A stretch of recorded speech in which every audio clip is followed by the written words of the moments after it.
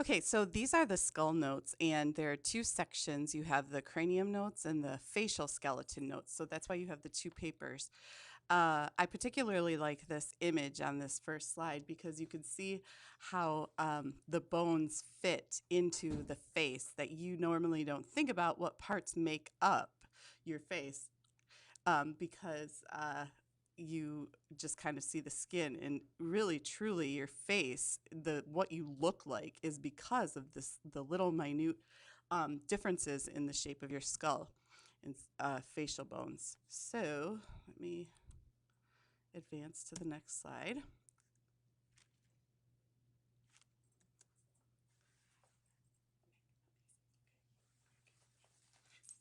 All right, so remember that we talked about the sutures. Those are the joints between flat bones and the skull.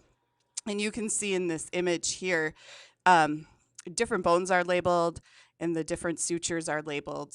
And so number ones, those two number ones are both the parietal bone. And then number two is the sagittal suture that is between parietal bones. So just to review, there are 22 bones in the skull, 8 cranial, 13 facial, and they are interlocked along the sutures that you can see in this image. Then there is a mandible, and that, of course, is the jawbone. And you made mandibles with your skulls, so you are familiar with the shape of the mandible now. And the mandible is actually held to the skull, or excuse me, the mandible is held to the cranium by ligaments. So you had to connect it because it was separate. It's not one whole piece there.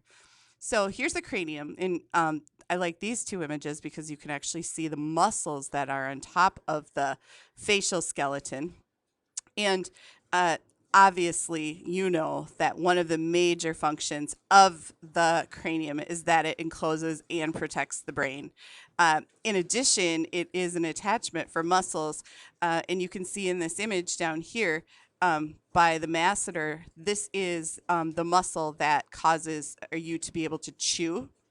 And then over here, number 11 is a muscle called the sternocleidomastoid, and that is a muscle that helps you to move your head from side to side. So there are a lot of muscles that connect to the head that make movements possible. The other thing that you can see is there are sinuses. Sinuses are found in the skull. And basically, what sinuses are air filled cavities.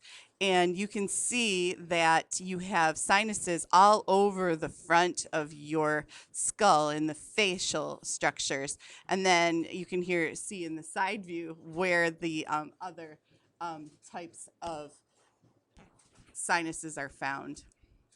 And your sinuses are lined with mucous membranes, and that's why if you have a sinus infection, you have extensive amounts of mucus that are being expelled from your sinuses. Um, and they're all connected to the nasal cavity. And that's why when you have a sinus infection, you can blow your nose and mucus comes out. So even though it's a sinus infection, since everything's connected, it will all come out of the nose. Um, Now, these do have a function, and one of the functions is to reduce the weight of the skull. And the skulls that you saw in class, they're relatively light. They're not heavy, and that's because of the structure of the bones. There are spaces, there are air chambers, and your voice. There's actually they're resonant chambers, meaning that there will be echoes in your voice, and it will help to focus the sound. And so, if you're sick and you have a sinus infection, your voice sounds different because you have all that stuff in your sinuses. And then, obviously, I already said this, but it allows mucus to drain into the nasal cavity.